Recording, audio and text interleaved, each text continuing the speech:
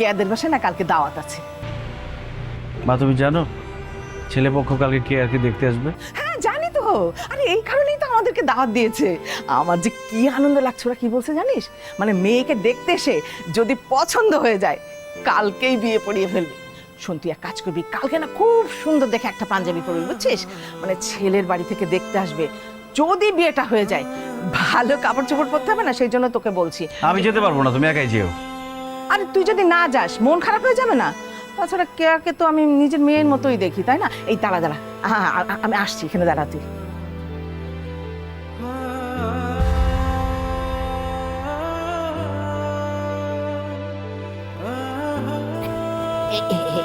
এই রাখিব রাখিব রাখিব, এই দেখ তো বাবা কোন শাড়িটা পরবো।